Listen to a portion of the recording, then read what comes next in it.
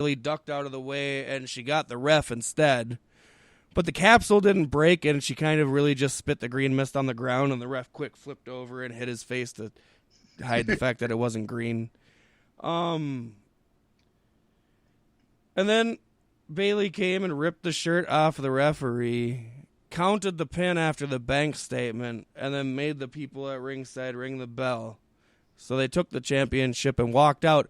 The entire time, Bayley's trying to do this big celebration for Banks for winning, but Banks ripped her fucking purple-ass wig halfway back on her head, so she's covering it with her one hand the entire time. I'm like, Rey Mysterio just did that shit, bitch. Right? We didn't see that in the last match. Show your scalp. It was hilarious. That's hilarious. It was. She's like, I want to get out of here, and Bayley's like trying to click their belts together and do all kinds of shit, and Banks is like, I cannot take my hand off my head. That's awesome. That was my favorite part of the match. Oh, yeah, like I said, if it was on a different pay-per-view or a different night or something, it would have been cool, but for it to have already started playing out in the first match, this was very predictable what was going to happen, and I guess Asuka and Banks are going to fight in a match where Bayley's not allowed in the arena to see who really is the champion on Monday, so. Yeah. Sounds like fun. No, fun is up next, Fat Mack, and my favorite match of the night. And you know what? Not too long ago, I think we had what we thought was the longest name for a match. And I guess this isn't necessarily the longest name for a match, but to have the whole explanation, I mean, just lay it out there, Paystee. So, Ziggler's been getting on Drew McIntyre's nerves, I guess. I haven't been watching the weekly show, so forgive me if I'm wrong and you've been seeing it. I don't know why you're watching it. I feel sorry for you. I do. But, so McIntyre gives him a match and lets him pick the stipulation for Extreme Rules. And the previous week, he asked Ziggler what the stipulation was. Ziggler didn't have an answer. He comes out, does his entrance at the pay-per-view, gets in the ring, and he's like, you should have never let me pick the stipulation because I have picked it. And at the horror show at Extreme Rules... You should never have let me pick it because I have picked it. He pointed to his head and said, mine's bigger than yours, son, and that was really funny. That was good. I love Ziggler in this kind of angle. It's tasty. But he chose that the match was Extreme Rules for him. And McIntyre still had to wrestle a normal singles match with countouts and disqualifications going to Ziggler. If he walked out of the match, the title would be Ziggler's. If he got disqualified, the title would be Ziggler's. Ziggler could do what he wants. McIntyre has to play it clean. And yes, it's going to be fun. It's a new spin on an old stipulation. Oh, it's so good. It's so good. And I love seeing Dolph Ziggler just... That's the shit he needs to always be doing. You know, being the sneaky bastard. This match was really good. McIntyre, struggled to fight a clean match. Ziggler had tempted him to hit him with chairs a few times. Ziggler kicked the ever-loving shit out of McIntyre for a good 8 minutes in this match. McIntyre came back at the end and, of course, won it. It was a lot of fun. I don't really remember the finish, and I feel bad. It was a Claymore kick. It was, yeah, well, it was a Claymore kick. I think it was actually more than one. I think it was like 3. I will say this for WWE right now. Even though they're not in their best creatively, this match, Drew McIntyre versus Dolph Ziggler for the WWE Championship, a year ago, 3 years ago, 5 years ago, you would not think was finna happen. No. So it's kind of cool that these two people in this era where everything's getting flipped upside down and they're just throwing shit at the wall. Obviously, this this isn't the main event. We all know that the main event's the one that goes on last, but this is the final title match. No, this was the last match, because the last match didn't have a referee or anything. It was just stupid. Yeah, so it's kind of cool that these two guys, who I think many people would have said for years deserved to have a main title match on a pay-per-view, are getting that chance. Yeah, very much. And did a good job, according to you. Did a really good job. I think both these guys played to their... Yeah. You could easily see Reigns in the same exact boat that Drew McIntyre is in, and it would work the same. I don't see a huge difference between the two, although there's more appeal in Drew McIntyre to me because he's not tarnished like Roman Reigns is. Because I can get behind Roman Reigns, but if nobody else is getting behind Roman Reigns, it's not that much fun. And I don't know how Drew's being... I haven't really seen Drew at all since he's been back in WWE, but I know that Drew McIntyre can wrestle a match. He can put on a very entertaining... He can tell a story. You know, I'm not saying that he's a chain wrestling, high-flying guy. I'm saying that he can go in the ring. He can do multiple moves. He can sell when you need to sell. He can push when you need to push. He can read the crowd and tell an amazing story in between those ropes. And that's just something that I still think to this day Roman Reigns hasn't mastered.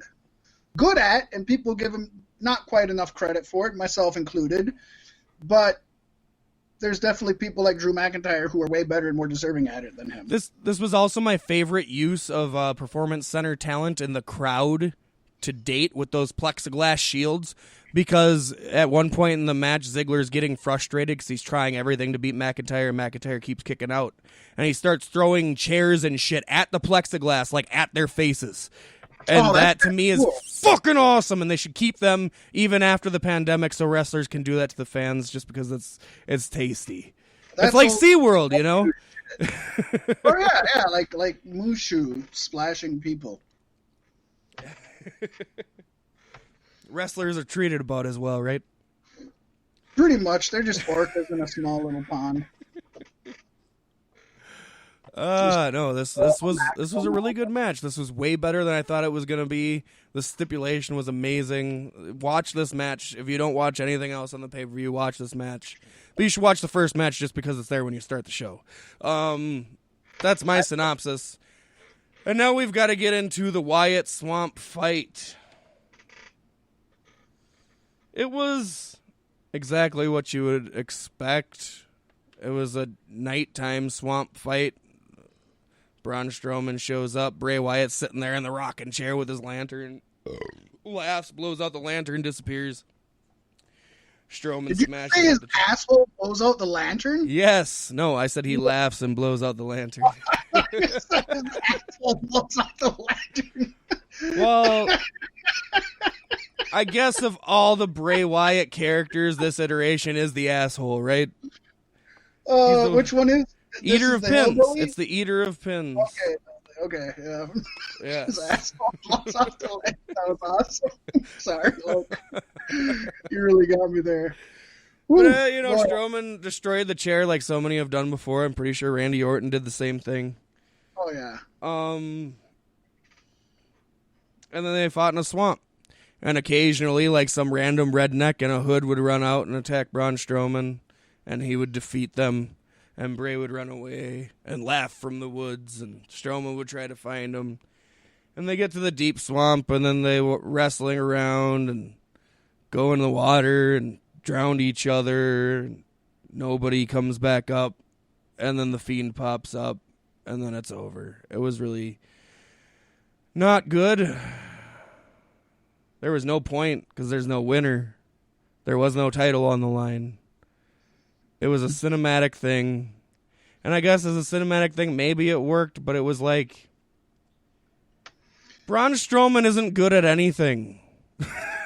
Yeah. So acting definitely isn't one of those things. Well, and with no stakes, it's kind of hard to really be invested. Yeah. There was one cool part where Braun Strowman got knocked out by old Braun Strowman with a shovel with the black sheep mask.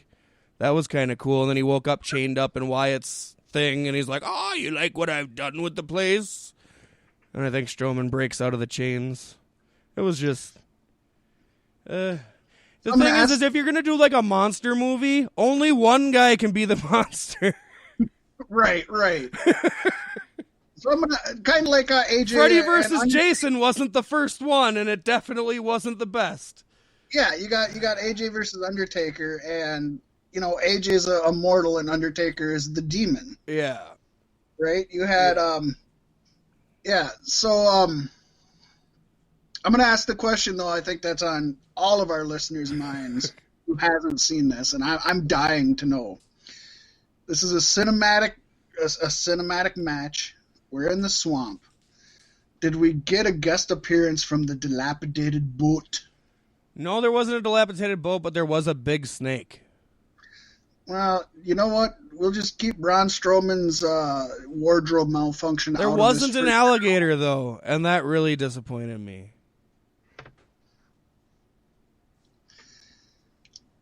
I wanted to see a dilapidated boot. Yeah, I know, some kind of callback. I mean, I guess the swamp was the lake of reincarnation because they drowned each other and then the Fiend came up. Right. And I can't believe that Matt Hardy, I mean, I know that he's very business savvy, but I don't think that he has a trademark on dilapidated boat. You know what I mean? Yeah.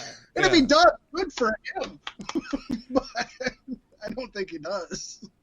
No, it could have been better, but I feel like this is probably written by Vince, and it didn't check the boxes for me, and I felt like it wasted my time. And I love Bray Wyatt. Probably written by Bruce like I don't think Bray Wyatt's done a bad thing in his career other than lose a lot. Right, he gives everything his all. Yeah. It's not his problem anything hasn't gotten over. At least I don't feel that. Yeah, and then he brought back the shittiest gimmick he had because, at this point Husky Harris won more matches. And you're going to bring back, I get to tell the story of trying to bring Braun back to the family side, but of course it's not going to happen. Right, we already know that. That isn't gonna help Braun at all. But from everything I saw, the internet was so excited to see Cult Leader Bray come back, and I was just like, why? Because he can lose. Maybe it's nice just so he can have like a form that always wins and a form that always loses, and then that middle guy who plays you don't know who you're gonna get. Who you gonna get? Are you gonna get hurt or heel? I don't like that though. No, it's predictable. Yeah.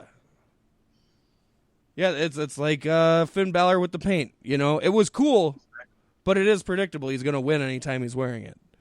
Right. So, Paystee, summing this up, what would you say the best match was? I'm pretty sure I know what you're gonna say. Ziggler McIntyre by far. I got you. And what would you give a final grade for this then? Like a D. Really, a D? 2 good matches. Okay. Yeah. Maybe a D plus. Let's go a D plus because Seth Rollins, Rey Mysterio wasn't terrible until the very end. And at least it was a creative idea, even if it didn't pan out. No, they stole the idea from AEW. Yeah, but AEW was creative with it. I didn't say it was no. Let's wait 3 months and then do the same thing they just did, but literally. Yeah. Oh man. It's and on the main roster and not NXT. That's another thing that gets me. It's like the main roster is supposed to be completely ignoring AEW. I will say, and I've continued to say this, and I stand by this. I'm not saying I like what WWE is doing. I do like they are thinking out of the box and they are trying to be creative, but I feel like they're just missing the mark. Yeah. They're just not quite getting. They're not quite getting it. Well, that's the thing too, because 2K games, they're not making a run of the line 2K game this year. They're making a 2K Champion Bash or something like that, where it's more cartoony style, and everybody's got big heads and over exaggerated cartoony features. And I think that's just the way Vince is going with WWE in the pandemic. It's going to go back to the 80s. You could never think it was real. He's bringing it back to the 80s, what worked in the 80s. Like you said, they make TV shows and movies, and that's what this is totally panning out to be. Yeah, and as a wrestling fan, it's not what I want. Occasionally, it's cool. They've done some good